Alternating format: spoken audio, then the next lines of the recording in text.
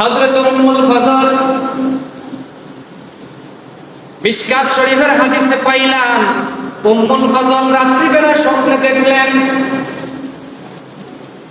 আমার দয়াল নবীজির একটা গোশতের টুকরা মুবারক কাইটা উম্মুল ফজলের কাছে দিছে।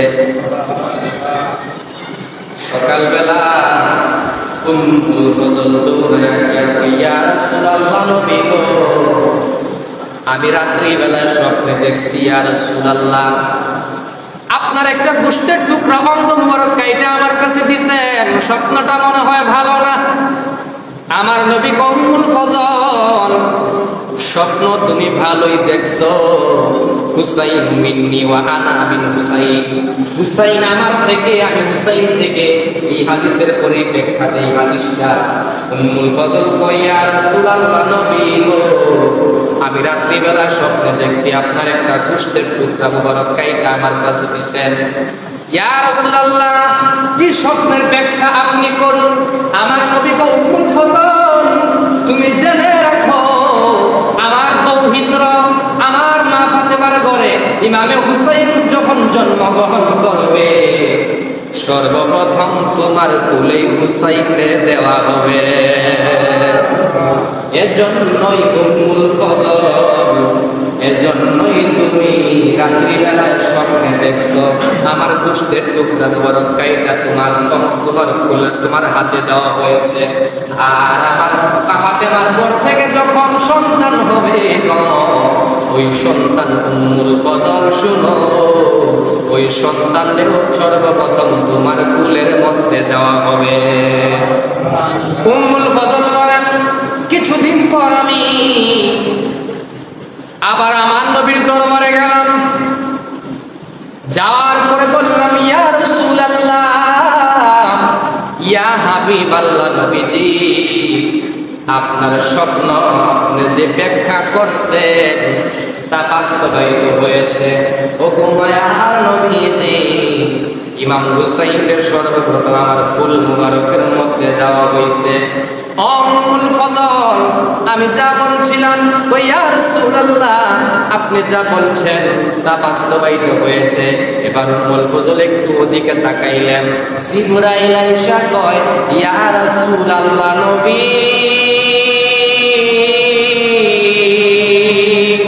ও মায়ার নবীজি আপনার এই কলিজার টুকরা হুসাইন রে, আপনার কলিজার টুকরা হুসাইন রে 61 হিজরিতে এমন একটা সময় আসবে আপনার কিছু উম্মত আপনার উম্মত থাকবে নবী যারা ইমাম হুসাইনকে শহীদ কইরা দিব। উম্মুল ফজল যখন তাকাইল আমার নবীর চেহারা মুবারকের দিকে উম্মুল ফজল তাকায়, ইয়া রাসূলুল্লাহ নবী ও মায়ার নবীজি আপনি এতক্ষণ হাসছেন, আপনার চোখ মুবারকের মধ্যে কেন পানি দেখা যায়?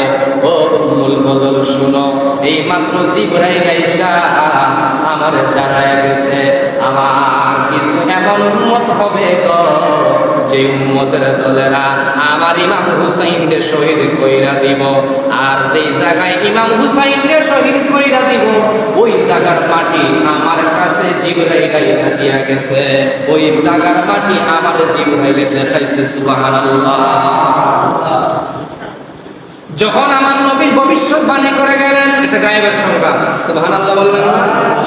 আমার নবী যখন ভবিষ্যৎবাণী করলেন ইমাম হুসাইন রাদিয়াল্লাহু আনহু কারবালার ময়দানে শহীদ হবেন, আমার নবী একদিন ইমাম হুসাইন হাসান রাদিয়াল্লাহু আনহুমা দুইজনের একজনের ঠোঁটে চুমা দেয় আরেকজনের গলার মধ্যে চুমা দেয়।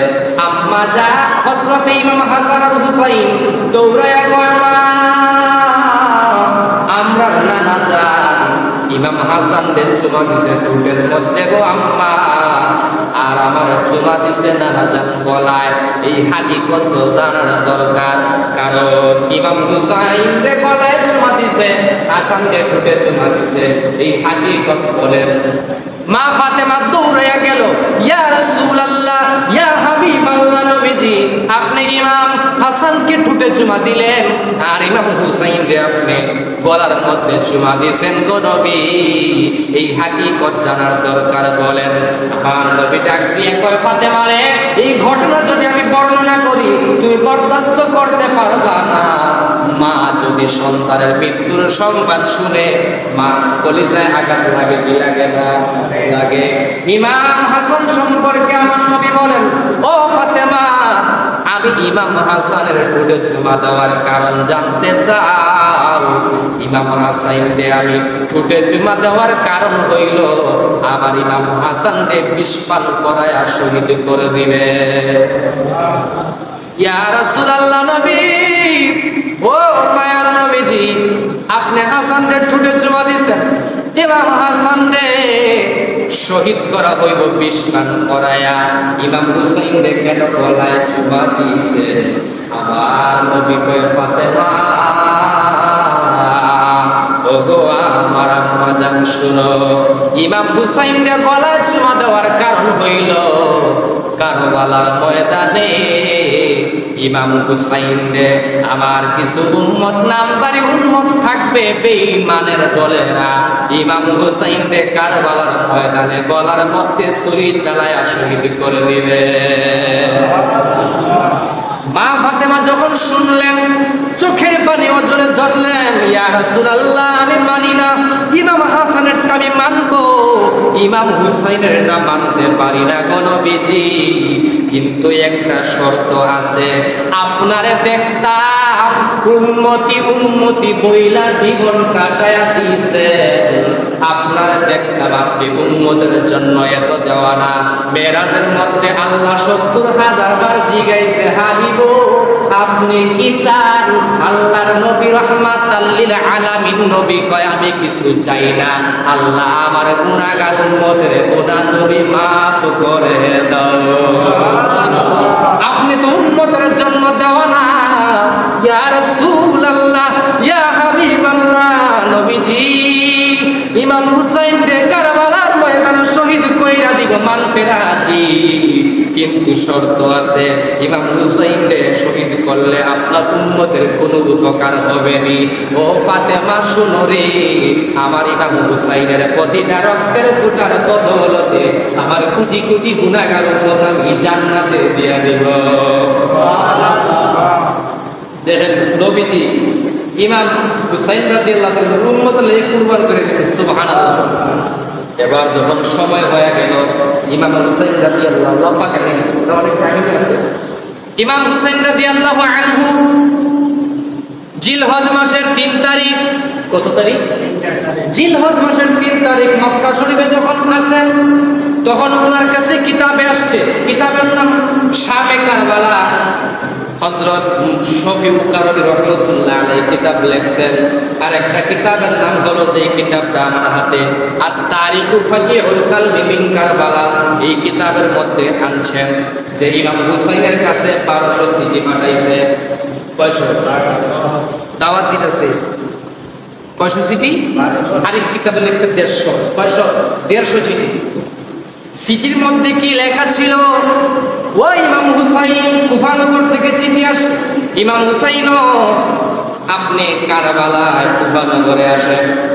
ইয়াজিদ বলো বেঈমান, ইয়াজিদের কাছে আমরা বায়াত হতে পারি না, আপনি আসেন আপনার কাছে আমরা বায়াত হব। দাওয়াত দিছে না? ইমাম হুসাইন রাদিয়াল্লাহু তাআলা যখন কাবা শরীফে গেলেন, তিনি মক্কা শরীফের মধ্যে যখন হেরেমের মধ্যে ছিলেন তখন ওনার কাছে একের পর এক কুফানগর থেকে চিঠি যাইতেছে। মক্কার লোকেরা কই ইমাম হুসাইন কুফানগরের মানুষের ব্যবহার বালা, তাদের তলোয়ারের ব্যবহার বালা না, আপনি যাওয়ার আগে একজন প্রতিনিধি পাঠায়া তদন্ত করেন। ইমাম হুসাইন রাদিয়াল্লাহু আনহু নির্বাচন করলেন ওনার চাচাতো ভাই মুসলিম বিন আকিলকে। ইমাম হুসাইন রাদিয়াল্লাহু তাআলা আনহু মুসলিম বিন আকিলকে বডির প্রতিনিধি করলেন।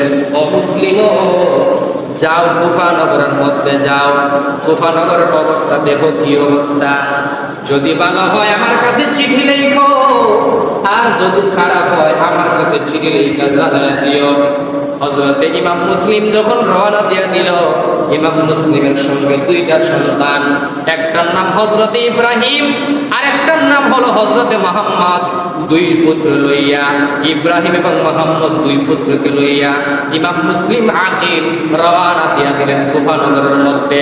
3 তারিখ রওনা দিয়েছে, জিলহজ মাসের 3 তারিখ রওনা দিয়া যখন কুফা নগরে পৌঁছলেন, তখন ইমাম মুসলিম বিন আকিল যাওয়ার পরে কুফা নগরের যত মানুষ ছিল, যত ভালো ছিল, যারা চিঠি লিখছে, একটা নয় দুইটা নয় 40,000 মানুষ ইমাম মুসলিমের কাছে বায়াত গ্রহণ করেছে।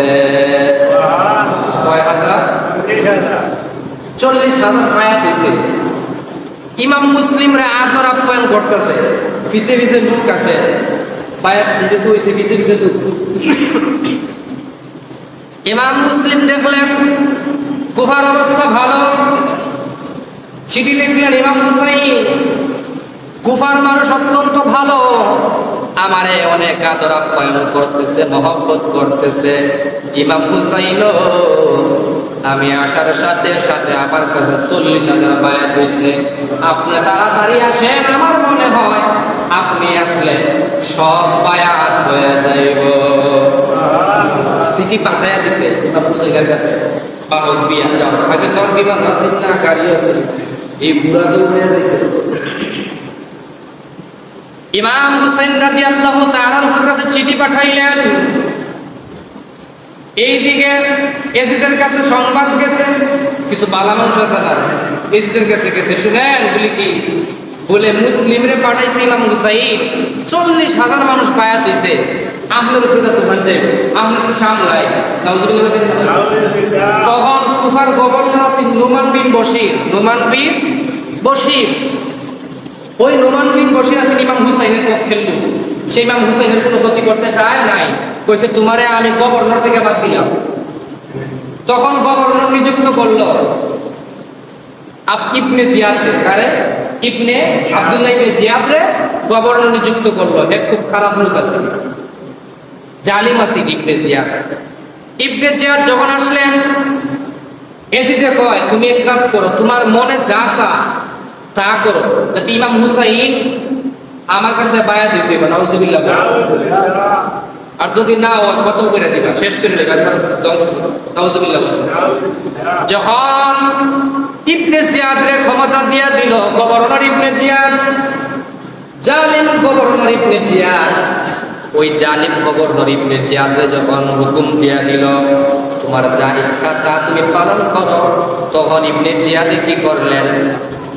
মানুষদেরকে বললেন তোমরা যদি ইমাম মুসলিমের সঙ্গে থাকো, বায়াত গ্রহণ করেছো, তোমরা পিছু পাও, আর না হয় তোমরা হত্যা করা হইব। ভয় দেখাইছে, ভয় দেখাইছে, মানুষগুলা সরে না, সরে না। তখন ইবনে জিয়াদ দেখো এমনি হইতো, যত ফাতি ফাতি বড় লিডার আছে সবগুলো বন্দি করিয়া, এগুলার যদি আক্রমণ বন্দি করে লাই বাহিনীর তো এমনি শেষ। যদি আপনারা গাঁওতে একজন মুরব্বী থাকে, এর কথা মানুষ উঠে বই, এই লোকটা যদি পুলিশে ধরে থাকা বছর না, কথা বুঝছেন না, বছর নেই।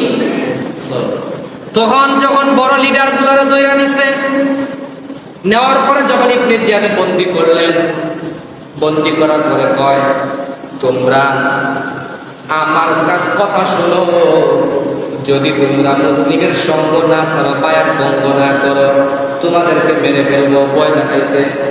তখন ছাদের মধ্যে তোলা হলো।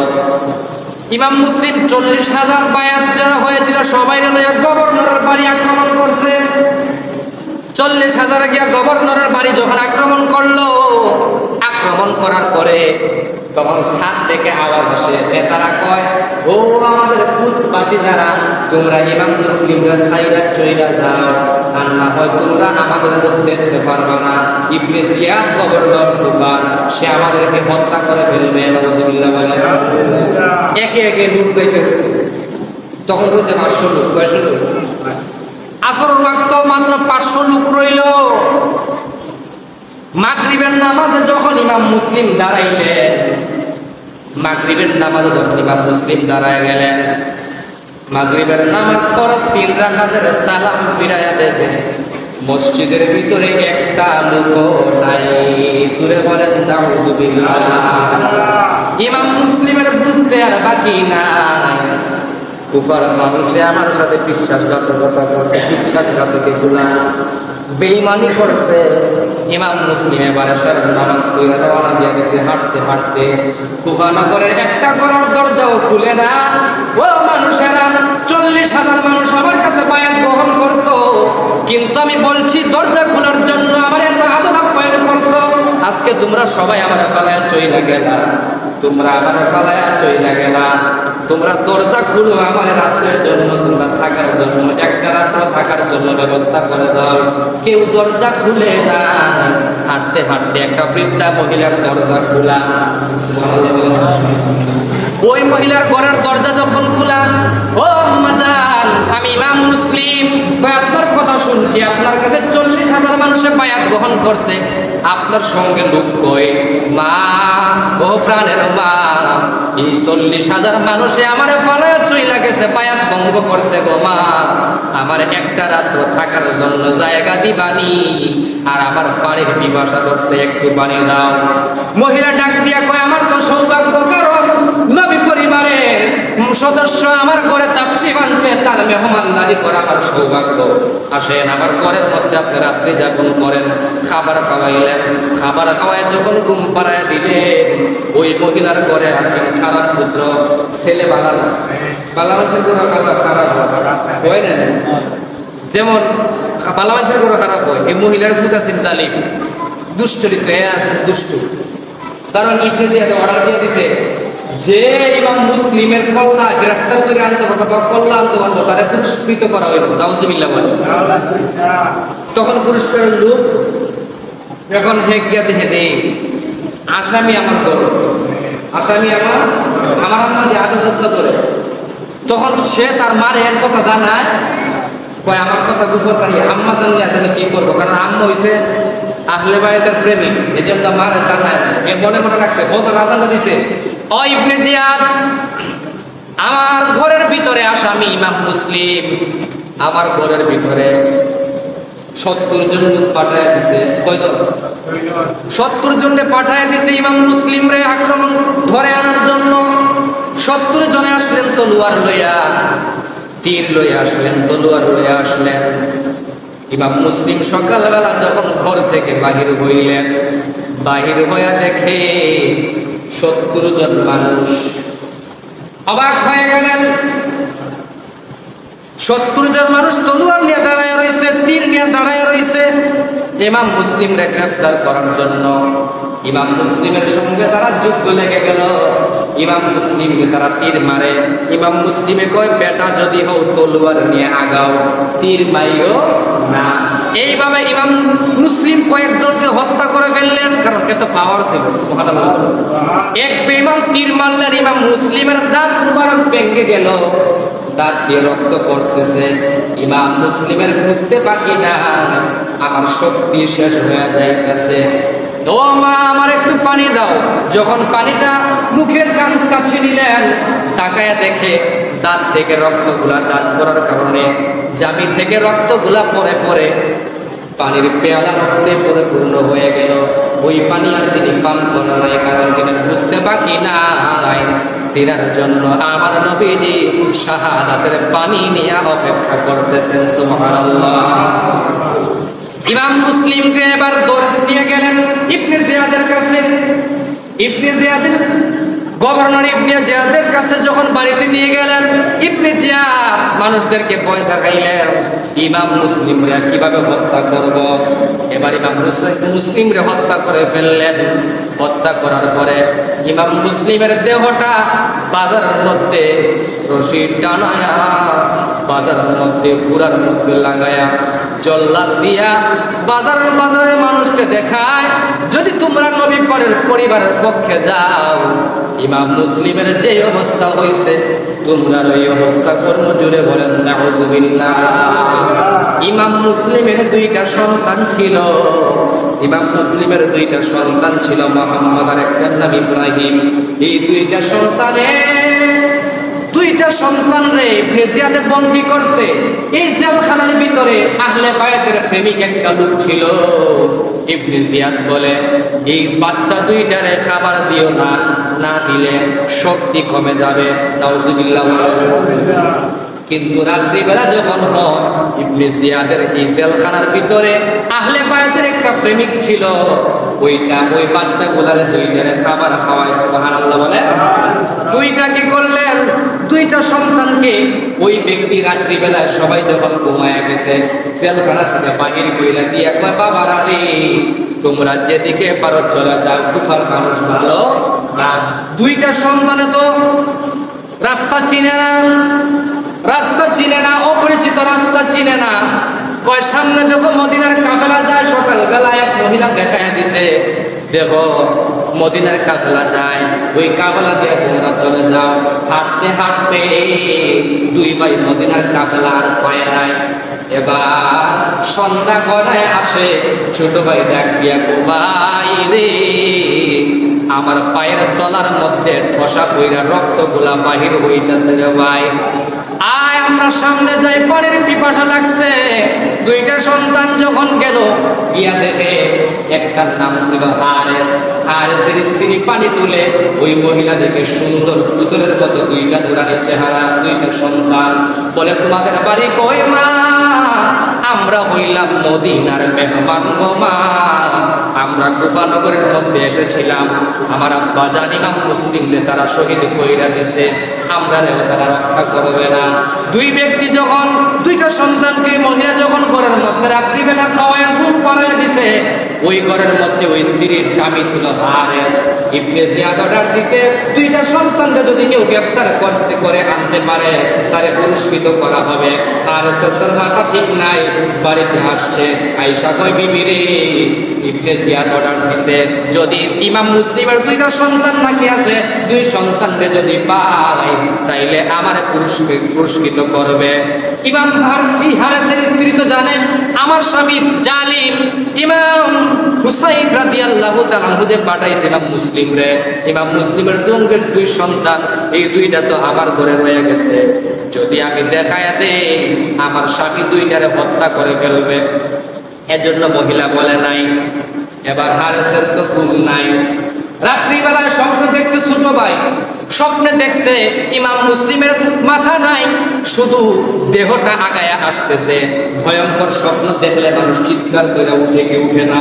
যখন চিৎকার করে উঠলো, হারেস কয়, ও বিবি, আমার ঘরের মধ্যে বাচ্চার আওয়াজ শোনা যায়। কোথা থেকে আওয়াজ আসে? কয়, স্বামী গো না, এই আওয়াজ বাহির থেকে আসতেছে, এগুলা বাচ্চার আওয়াজ বাহির থেকে। গিয়া দেখে চাদর উল্টায়া যখন তাদেরকে রাখছিল, গিয়া দেখে ইমাম মুসলিমের দুই সন্তান। তখন চুলের মধ্যে ধরলেন, দইরা যখন তুলছে, ইমাম মুসলিমের দুই সন্তানের চুলের মধ্যে যখন দইরা টান দিছে, ছোট ভাই ডাকতে, ভাই, বড় ভাই রে, আমরা রাম্মাই আপনার মাথার মধ্যে আমাদের শরীরে কোনোদিন আঘাত করে নাই, এই জালেম আমার মাথার মধ্যে এমন জোরে টান মারছে, ব্যথা লাগে রে ভাই, সহ্য করতে পারি না। দুইটা সন্তানকে বাহিরে নিয়া ওই হারেস, দুশ্চরিত্র ব্যক্তি হারেস, দুইটা সন্তানকে বাহিরে নিল। নেওয়ার পরে তাদের গলার মধ্যে ছুরি চালাইয়া দিব। বড় ভাই ডাক দিয়া কয়, হারেস রে, আমার ছোট ভাইরে আগে জবাই কইরো না, আমার ছোট ভাইরে হত্যা করার আগে, জবাই করার আগে আমারে আগে জবাই করো, কারণ আমি বড় ভাই থাকতে ছোট ভাইয়ের গলায় ছুরি লাগতে দিতাম না। এবার দুই ভাই যখন কয় না, দুই ভাই যখন কথাবার্তা শুরু করলো, আগে বড়রে জবাই করো, পরে ছোটরে জবাই করো, ছোটরে কয় বড়রে, বড়রে কয় ছোটরে।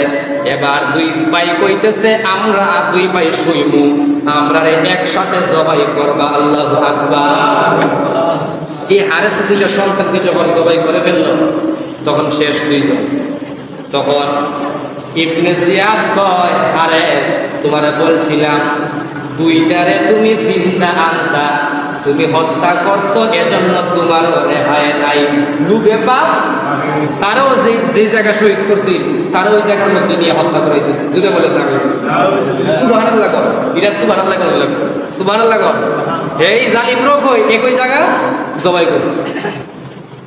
এখন ইমাম হুসাইন রওনা দিয়ে দিলেন, কারবালার ময়দানে চলে আসতেছেন। হুর বিন ইয়াজিদ নাম ছিল, ইবনে জিয়াদের দলের লোক হুর বিন ইয়াজিদ। হুর বিন ইয়াজিদ ইবনে জিয়াদের দলের লোক, ইবনে জিয়াদের দলের লোক হুর বিন ইয়াজিদ যখন আগে যায়, তখন ইমাম হুসাইন বাড়ির মহিলা, নবী পরিবারের যারা ছিল সবাই লইয়া, ছোট্ট সন্তান, মহিলা, কন্যা সন্তান যারা ছিল সবাই লইয়া আসছে, কারবালার ময়দানে আসতেছে। হুর বিন ইয়াজিদের সাথে সাক্ষাৎ হয়ে গেল। শহর বানু ডাক দিয়ে কয়, স্বামী ও ইমাম হুসাইন, যেখানে বাঘের বয় ওই জায়গায় রাত ফুয়ায়, স্বামী গো সামনে দেখেন ইমাম, ও ইমাম আপনি সামনে দেখেন। ওই এজিদের সৈন্যরা মনে হয় আসতেছে। ইমাম হুসাইন কয়, শহর বানু চুপ থাকো, কথা বলিও না, দেখি কি হয়। হুর বিন ইয়াজিদ আসছে, আয়েশা কয়, ইমাম হুসাইন আমি আপনাকে ভালোবাসি, সুবহানাল্লাহ বলেন। কিন্তু হুর বিন ইয়াজিদ হলো এজিদের দল। কার দল? এই হুর বিন ইয়াজিদ যখন আসলো, আসার পর ইমাম হুসাইনের সঙ্গে একটু আলাপ আলোচনা করে, ওই ইমাম হুসাইন, কুফা নগরের অবস্থা বেশি ভালো না, আপনি চলে যান, দিনে যায়েন না রাত্রিতে যায়েন, কারণ আমার পিছনে সৈন্য আছে। সৈন্যরা কইব আমি আপনার বিদায় দিয়া দিছি, আমার এজিদে ইবনে জিয়াদে মেরে ফেলবে, এজন্য আপনি রাত্রি যখন হইবে আপনি চলে যাবেন। হযরত ইমাম হুসাইন রাত্রিবেলায় সবাই নিয়ে রওনা দিয়া দিল। সকাল যখন হয়ে গেছে, তাকায়া দেখে যেই জায়গায় থেকে রওনা দিছিল, ফজরের ওয়াক্ত হওয়ার পরে নামাজ পড়া দেখে ওই জায়গায় তারা আবার আছে। হুর বিন ইয়াজিদ কয়, ইমাম হুসাইন আপনি কি জান নাই? কয় আমি রওনা দিছি, কিন্তু যেই জায়গা থেকে রওনা দিলাম ওই জায়গায় দেখি আবার। কয় আজকে আমরা কথাবার্তা বলি, সৈন্যরা বুঝবে আমরা কথাবার্তা শেষ হয় নাই, আপনি রাত্রিবেলা চইলা যায়। দ্বিতীয় রাত্রিতে এরকম কাহিনী, হাঁটতে হাঁটতে যেই জায়গা থেকে রওনা দিছিল ওই জায়গায় আবার আসছে। ইমাম হুসাইন ডাক দে, ও হুর বিন ইয়াজিদ এই জায়গাটার নাম কি? হুর বিন ইয়াজিদ কয় এই জায়গাটার নাম হইল কারবালা, এই জায়গার নাম হইল কারবালা, এই জায়গার নাম হইল কারবালা।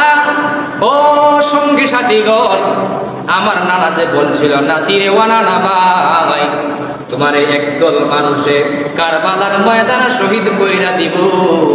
ও শহর বানু, ও জয়নব বোন, ও সন্তানেরা, এই জায়গাটাই হইল কারবালা।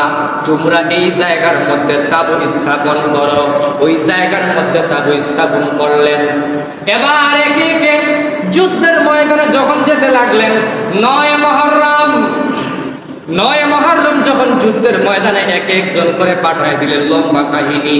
হযরতে ইমাম হুসাইন রাদিয়াল্লাহু তাআলা আনহুর বৈমাত্রেয় ভাই ছিল, ইমাম কাসিম পুত্র ছিল।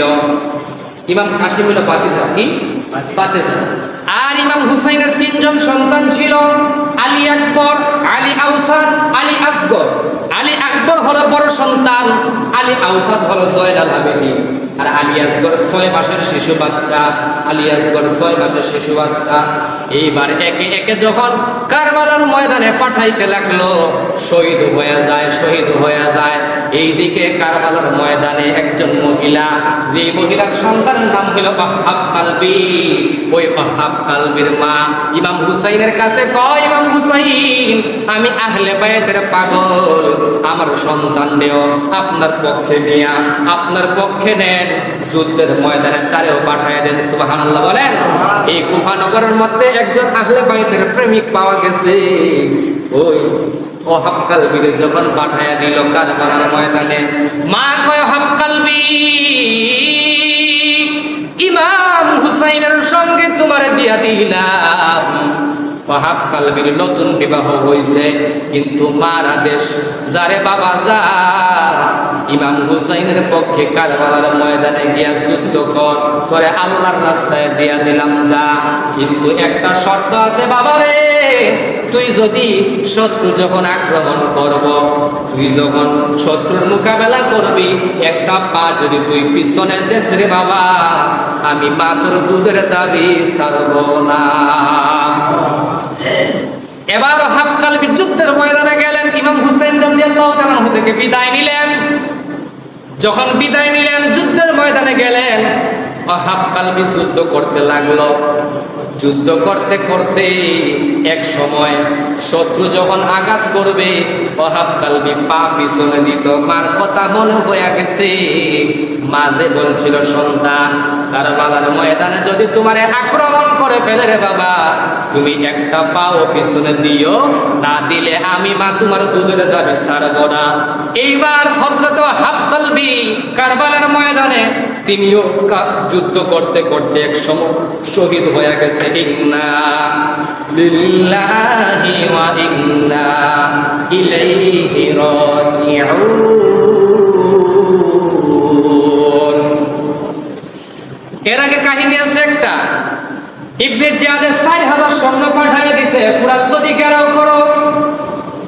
ইমাম পরিবারের একজন মানুষের যেন ফুরাত নদী থেকে এক ফোঁটা পানিও না খাইতে পারে। 22,000 সৈন্য পাঠিয়ে দিছে যুদ্ধ করবার লাগি। কয় হাজার? 22,000। আর মাত্র 72 জন নবী পরিবারের, মাত্র 72 জন। এর মধ্যে মহিলা আছে যাদের জন্য যুদ্ধ শরীয়তের বিধান, তাদের যুদ্ধ যুদ্ধ না, তাদের যুদ্ধ জিহাদ না। ছোট্ট বাচ্চা আছে, ছোট্ট ছোট্ট বাচ্চা আছে, তাদের জন্য যুদ্ধ না। এই মিলায়া ছোট বড় মহিলা সব মিলায়া 72 জন। আর এজিদের সংখ্যা হইল 22,000। আচ্ছা, 22,000 লোকে 72 জনের লোকে 22,000 লাগেনি? এই ফার্স্ট চয়েস হইল ওই জানি কয় হাজার পাঠাইছে? 22,000 পাঠাইল। ইবনে জিয়াদে কয়, ফুরাত নদীর পানি পশু পাখি জীব জন্তু জানোয়ারে খাইব, অসুবিধা নাই, কিন্তু ইমাম পরিবারের ইমাম যারা একজনে জনে এক ফোঁটা পানি না খাইতে পারে, জুরে বলেন নাউজুবিল্লাহ। পানি বন্ধ করে দিলেন। পানি বন্ধ করলে কি হইব? বলে পানি না খাইলে তাদের শরীর দুর্বল হয়ে আসবে, তারা যুদ্ধ করতে পারবে না। কিন্তু শরীরের শক্তির চেয়ে ইমাম হুসাইন রাদিয়াল্লাহু তাআলা আনহুর শরীর মুবারকে ঈমানি পাওয়ার, বেলায়েতি পাওয়ার বেশি। সুবহানাল্লাহ। আমরা ঘটনা জানি,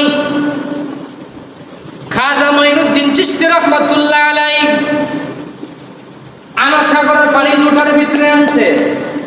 লুটার ভিতরে আনছে না? আনা সাগরের পানি যদি লুটার ভিতরে আনতে পারে, খাজা মঈনুদ্দিন চিশতি হলো হুসাইনের আওলাদ, আওলাদে রাসূল। তিনি আওলাদ হয়ে যদি আনা সাগরের পানি লুটার ভিতরে আনতে পারে, যিনি হলো ইমাম হুসাইন, সাইয়্যিদুনা ইমামুস সালিস বা আহলি বাইত রাসূলুল্লাহ সাল্লাল্লাহু আলাইহি ওয়াসাল্লাম, ইমামে আলী মাকাম ইমাম হুসাইন রাদিয়াল্লাহু তাআলা আনহুর আওলাদ যদি আনা সাগরের পানি লুটার ভিতরে আনতে পারে, ইমাম হুসাইন হইল বেলায়েতের সম্রাট, বেলায়েতের পাওয়ারফুল আওলাদে রাসূল, নবীর নাতি। নবী বলেন, হুসাইনু মিন্নি ওয়া আনা মিন হুসাইন। হুসাইন আমার থেকে, আমি হুসাইন থেকে। যে ব্যক্তি হুসাইনকে কষ্ট দিল, সে যেন আমাকে কষ্ট দিল। যে হুসাইনকে ভালোবাসবে, সে যেন আমাকে ভালোবাসবে। ওই হুসাইনের তো পাওয়ার। আপনারা বলেন, আনা সাগরের পানি যদি লুটার ভিতরে মঈনুদ্দিন চিশতি আনতে পারে, ইমাম হুসাইন কারবালার পানি আনতে পারে কি পারে না? পারে না। কিন্তু আনে নাই, কারণ আমার নবী বলছে শহীদ হবে। সুবহানাল্লাহ। আর ইমাম হুসাইনের যুদ্ধের জন্য কারবালার ময়দানে আসে নাই, দাওয়াতে আসছে। আয়েশা দেখে এই অবস্থা। যদি যুদ্ধের জন্য আইতো, তাহলে সৈন্য লই এলো, নইলে মহিলার লইলে, বাচ্চার লইলে। আপনার সে ভুল আছে। ইমাম হুসাইনে কারবালার ময়দানে এজিদের সাথে যুদ্ধ করার সৌজন্য গেছে। নাউজুবিল্লাহ বলে, এটা ভুল। গেছে কইছে বায়াত হইব, এর জন্য চিঠি লিখছে, এর জন্য গেছে। যাই হোক, এবার হযরতে কাসেমকে পাঠিয়ে দিলেন যুদ্ধের ময়দানে। ইমাম হুসাইন রাদিয়াল্লাহু তাআলা আনহুর সন্তান আলী আকবরে পাঠিয়ে দিলেন যুদ্ধ করার জন্য। জয়নবের 2 সন্তান ছিল, ভাগিনা, ওই 2টার যুদ্ধের জন্য পাঠিয়ে দিছে। কয়, ও জয়নব বোন, জয়নবে কো ভাই, আমরা ধৈর্য ধারণ করা লাগবো। আমরা এই কারবালা থেকে কেউ ফিরে যেতে পারবো না, সবাই শহীদ হতে হবে। ইমাম হুসাইন কয়, বোন, আমাদের ধৈর্য ধরা লাগবে, ধৈর্য ধরা লাগবে। ইমাম হুসাইন রাদিয়াল্লাহু তাআলা আনহু দেখলেন একে একে সবাই শহীদ হয়ে যায়। শহর বানু ঘর তাবু থেকে ডাকবে, স্বামী ইমাম হুসাইন 6 মাসের বাচ্চা আলিয়াস গো, তার জিহ্বা শুকায় আসে। স্বামী গো, আমার স্তনে দুধ না, বাচ্চাটার গলা শুকায় আসে গো স্বামী, নড়াচড়া করতে পারে না। এই আলিয়াস গরের জন্য একটু পানি আনে। কাফেরদের মনে মায়া লাগতে পারে, ছোট বাচ্চা যেহেতু পানি দিতে পারে গো স্বামী, যা।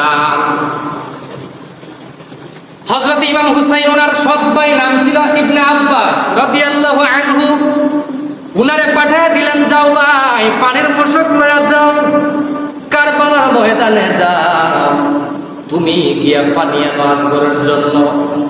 যখন ফুরাত নদীতে মশক লয়া গেছে পানি তোলার জন্য, পানি যখন মশকের ভিতরে পড়তে লাগলেন বইরা, উনি যখন মশকটা পরিপূর্ণ করে রওনা দিয়ে দিবেন, এই মুহূর্তে একটা বেয়াদব আইসা ইমাম ইবনে আব্বাসের হাতের মধ্যে কূপ দিছে, দিয়া হাতটা ফাড়াই দিছে। জুড়ে বলেন নাউযুবিল্লাহ। ইবনে আব্বাস পানির মশকটা বাম হাতে নিলেন, বাম হাতে নেওয়ার পরে বাম হাতের মধ্যেও কূপ মারছে। এবার হযরতে আব্বাস তিনি কি করলেন, এই পানির মশকটা দাঁত দিয়ে কামড় দিয়া ধরলেন। এক বিয়াদবে কি করলেন, তীর মাইরা মশকের মধ্যে তীর মারার কারণে পানিগুলা বের হয়ে গেছে। মশক থেকে পানি যখন শেষ হয়ে গেছে, আব্বাস রাদিয়াল্লাহু আনহু ওনার শরীরের মধ্যে যখন তীর মারতেছে, উনি শহীদ হয়ে গেছে, পানি লয়া যাইতে পারে না। শহর বানু ডাক দিয়া কয়, স্বামী ইমাম হুসাইন আপনি ওই যান, এই সন্তানটারে লয়া যান, মায়া লাগতে পারে গো স্বামী, আমার আলিয়াস করার জন্য 1 ফোঁটা পানি আনেন। ইমাম হুসাইন যখন গেল, আসগরকে লয়া যখন গেল, ও মানুষের দল কুফাবাসী, ইবনে জিয়াদের সৈন্যরা শোনো, আমার 6 মাসের সন্তান আলিয়াস করের মুখটা শুকায় আসে রে, 1 ফোঁটা পানি দাও, পানির জন্য হাহাকার করে। ইবনে জিয়াদের দলের লোকেরা 1 ফোঁটা পানি দিল না। আলিয়াস গোলের গলা মোবারক বরাবর একটা তীর মেরে দিল। ইমাম হুসাইন তাকায় দেখে সন্তানটা একটু লড়াচড়া কইরা দুনিয়া থেকে বিদায় হয়ে গেছে। দৌড়ে গেছে শহর বানু, ও বিবি নেও তোমার সন্তান আলিয়াস গোলরে আমি পানি পান করায় আনছি। জলমের মতো পানি পান করায় দিছে রে বিবি, নে সন্তান নে, এই সন্তানদের পানি পান করায় দিছে। শহর বানু 2 চোখের পানি ফালায়া কান্দে, আল্লাহ ও আল্লাহ, আমার বড় সন্তানটাও শহীদ হয়ে গেছে, আমার ছোট্ট শিশুটাকেও কারবালার ময়দানে পানির জন্য পানি খাইতে পারে নাই, মারছে গো আল্লাহ। ইমাম হুসাইন কয়, বিবিরে ধৈর্য ধারণ করো, ধৈর্য ধারণ করো, সবর ধারণ করো আল্লাহর দরবারে। ও বিবি টেনশন করিও না, এবার একে একে সবাই কারবালায় শহীদ হয়। ইমাম হুসাইন রাদিয়াল্লাহু তাআলা আনহু কয়, ও বিবি আমার নানার জুব্বাটা দাও, আমার বাবার জুলফিকার তলোয়ারটা দাও, আমি নিজে এবার যুদ্ধের ময়দানে যাব রে বিবি। আমার বাবার তলোয়ারটা দাও আর আমার নানার জুব্বাটা দাও। আর কোমর বন্ধনী নিলেন, ঢাল নিলেন, নিয়ে যখন যুদ্ধের ময়দানে ঘোড়ার উপরে সওয়ার করে যাবে, ডাক দিয়ে কয়, শহর বানু আমার ইমাম পরিবারের একটা সন্তান, যার নাম হলো জয়নাল আবেদিন। আমার জয়নাল আবেদিনকে দেখা রাখবো, কারণ এই জয়নাল আবেদিনকে দিয়া আমার আল্লাহ সমস্ত পৃথিবীর মধ্যে আওলাদে রাসূল পয়দা করবে। সবাই যখন মেরে ফেললো, শহীদ হয়ে গেল সবাই, ইমাম হুসাইন কয়, ও বোন জয়নব আমারে বিদায় দে।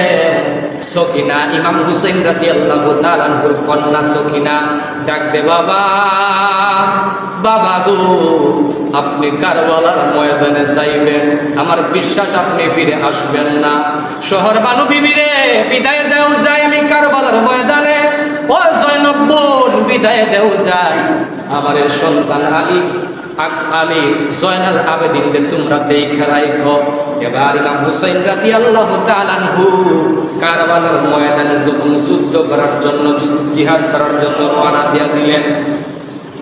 যখন কারবালার ময়দানে যুদ্ধ করতেছেন, করতে করতে শত্রু বাহিনীদেরকে হত্যা করতে করতে স্তূপ করে ফেললেন। হত্যা করতেছেন। এইদিকে ইমাম হুসাইনের শরীর মুবারকের মধ্যে 30টা পল্লমের আঘাত, 30টা পল্লম তারা যখন একে একে তারা পল্লমের আঘাত করতেছে, আর ইমাম হুসাইনের শরীর মুবারকের মধ্যে তলোয়ারের আঘাত, 70-এর অধিকেও তীর। সবাই ঝাঁকে ঝাঁকে চতুর্দিকে ঘেরাও কইরা দূর থেকে তীর মারে। ইমাম হুসাইন রাদিয়াল্লাহু তাআলা আনহুরে তীর মারতেছে। ইমাম হুসাইন রাদিয়াল্লাহু তাআলা আনহুর শরীর থেকে রক্ত ঝরতে ঝরতে ঘোড়া থেকে পড়ে গেলেন।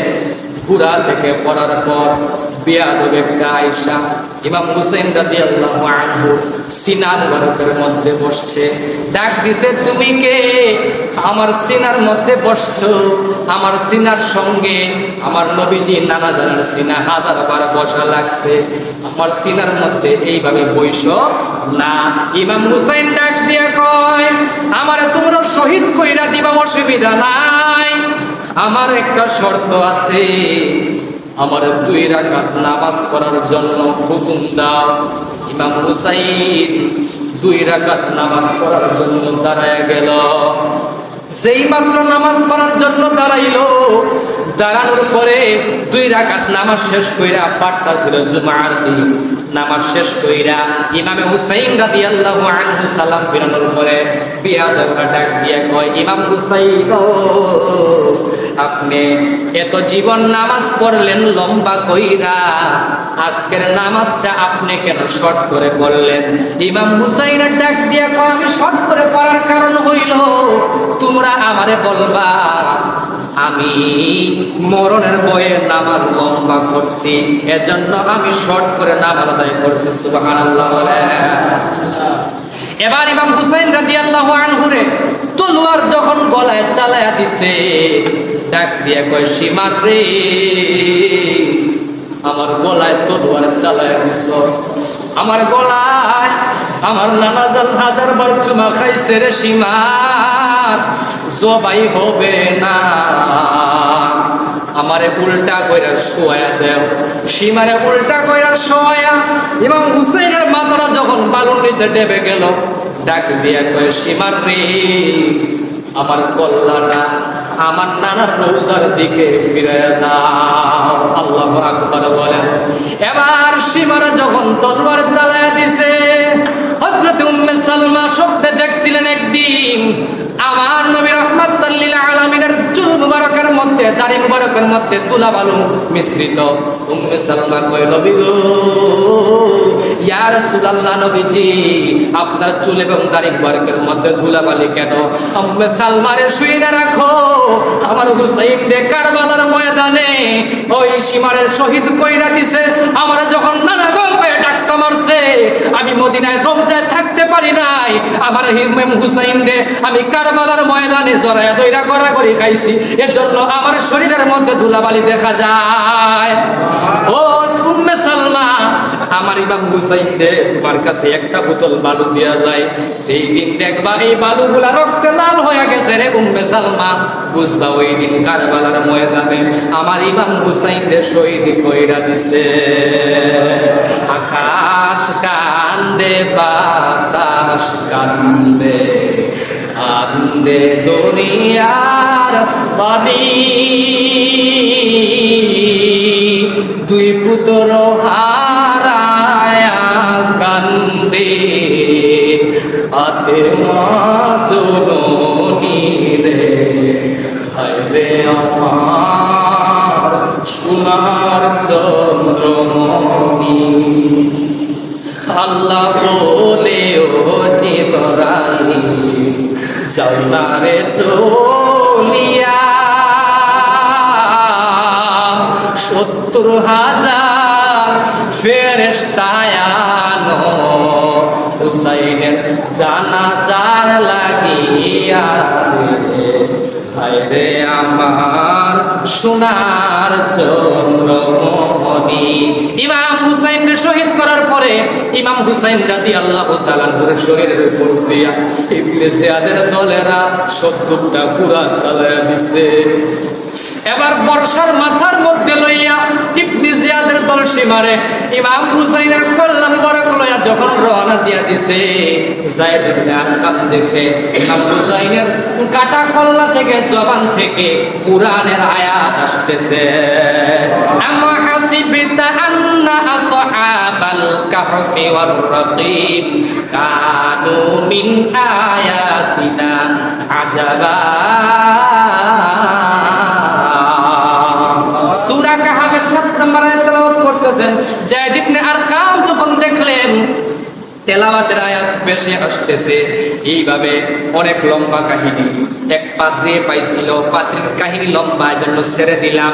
ইমাম হুসাইনের কল্লা মুবারক ইয়াজিদের দরবারে যখন নিল, দামেস্কের মধ্যে অ্যাসেম্বলির মধ্যে যখন রাখলো, তখন ইমাম হুসাইনের কল্লাটারে পাথরের উপর রাখা ছুরি দিয়া গুতা মারে, জুড়ে বলেন নাউজুবিল্লাহ। আর তারা দুইজনে তারা মদ পান করে, আর ইমাম হুসাইনের কল্লাটা পাথরের উপর রাখছে, কল্লা মুবারক রাখা মদ পান কইরা কইরা ঘুরে ঘুরে, আর তারা কয় আমরা তোমার বদলা নিছি, বদলা নিছি, বদলা নিছি। আল্লাহ রাব্বুল আলামিন যখন সীমা অতিক্রম করে ফেলে, আল্লাহ নিজেই গজব নাজিল করে দেয়। আল্লাহ রাব্বুল আলামিন আকাশ থেকে লোহার কলম পাঠাইয়া দিলেন, পাথরের উপর লেখে আতারজু উম্মতি কাতালাত হুসাইনা শাফাআতু জাদ্দি ইয়াউমাল হিসাব। কয় তোমরা যারা ইমাম হুসাইনকে শহীদ করছো, তোমরা কিয়ামতের ময়দানে আমার নবীর শাফায়াত কিভাবে পাবে? সুবহানাল্লাহ বলেন। যারা ইমাম হুসাইনকে শহীদ করছে, ইমাম হুসাইনকে যারা শহীদ করছে, কিয়ামতের ময়দানে তারা নবীর শাফায়াত পাবে না। এই মেজিদের দল বাংলার মধ্যে এখনো আছে, যারা ইমাম হুসাইন রাদিয়াল্লাহু তাআলা আনহুরে কয় এজিদের সাথে ইমাম হুসাইন আর এজিদের তারা যুদ্ধ হয়েছে, এজিদের কোনো দোষ নাই। নাউজুবিল্লাহ। এজিদের কোনো দোষ? আচ্ছা বলেন তো, এজিদের দোষ নাই। যেমন দুইজনে মাইল লাগছে, মেম্বার কাছে আমি বিচার দিছি বলে আজিজ ভাইয়ের দোষ। কার দোষ? আর কোয়া লাগেনি, জায়েদ ভাইয়ের দোষী কথা কোয়া লাগে না।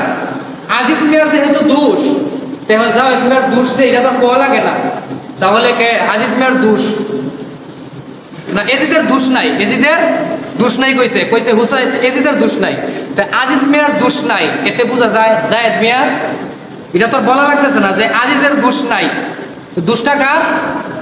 এজিদের দোষ নাই, ইমাম হুসাইনের দোষ তো বলা লাগে না, তেমনি বোঝা যায়। নাউজুবিল্লাহ বলে। এরা কেমনে যাইব? আবার এরা এজিদের প্রশংসা করে, এজিদের প্রশংসা করে। নাউজুবিল্লাহ বলে বড় বড় হুজুর, কারণ নবী বলছে ইয়ামরুকুনা মিনাত তিনি কামা ইয়ামরুকুস সাহমু মিনার রামিয়া। এরা এমন ভাবে ধর্ম থেকে খারেজ হবে, এমন ভাবে ধর্ম থেকে খারেজ হবে যেমন তীর দরুদ থেকে বের হয়ে যায়। লা ইউজাউযু তারাকিয়াহুম, এরা কুরআন তেলাওয়াত করব, তাদের হুলকুমের ভিতরে কোরআনের আওয়াজ যাবে না। ইয়ামরুকুনা মিনাত তিনি কামা ইয়ামরুকুস সাহমু মিনার রামিয়া, ধর্ম থেকে এমন ভাবে বের হবে যেমন তীর থেকে দনুক বের হয়ে যায়। জোরে বলেন নাউজুবিল্লাহ। এই মোল্লাগুলি বাংলার জমিনে এখনো আছে, এজিদি মুসলমান। আর ইমাম হুসাইন যদি ওই দিন 2 রাকাত নামাজ না পড়তো, এজিদের কিন্তু নামাজ পড়ছে। যখন কারবালার ময়দানে 22,000 সৈন্য পাঠিয়ে দিয়েছে, এর মধ্যে মুফতি ছিল, মুহাদ্দিস ছিল, মুফাসসির ছিল, হাফেজ ছিল। জোরে বলেন নাউজুবিল্লাহ। এইগুলো ইমাম হুসাইনের বিরুদ্ধে তারা তলোয়ার নিয়ে দাঁড়াইছে। ইমাম হুসাইন বলছে তোমরা ইমাম পরিবারের দিকে যখন তলোয়ার নিয়ে তোমরা দাঁড়াইছো, কিভাবে তোমরা কিয়ামতের ময়দানে আমার নবীর সুপারিশ পাবে? নবীতে বলছে ইয়াশফাউ ইয়াউমাল কিয়ামাতি সালাসাতুল আম্বিয়া সুম্মাল উলামাউ সুম্মাশ শুহাদা। আমি কিয়ামতের ময়দানে 3 শ্রেণীর লোকদের শাফায়াতের অধিকার দিব, আলেমগণ এবং শহীদগণ, নবীগণ। আমরা হইব শহীদ। তোমরা কিভাবে কিয়ামতের ময়দানে তোমরা শাফায়াত পাবে? ইয়াউমাল কিয়ামাতি শাফাআতি আতারজু উম্মতি কাতালাত হুসাইনা শাফাআতি জাদ্দি ইয়াউমাল হিসাব। তোমরা কখনো শাফায়াতের আশা করতে পারো না। আল্লাহ পাক আমাদের সবাইকে এই জায়গায় আমি স্টপ করছি, আরো লম্বা কাহিনী আছে সামনে। যদি আমার রিজিক আল্লাহ হায়াত রাখে, এই মসজিদে থাকি, তাহলে আমি এই জায়গা থেকে আবার বয়ান আরম্ভ করবো। ইমাম হুসাইনের যে ইন্তেকাল, শহীদ হয়েছে, এর থেকে আল্লাহ পাক আমাদের সবাইকে ইমাম হুসাইনের প্রেম মহব্বত, আহলে বাইতের মহব্বত অন্তরে ধারণ করার তৌফিক দান করুক সকলে, করি আমিন। ওয়া মা তৌফিকি ইল্লা বিল্লাহ।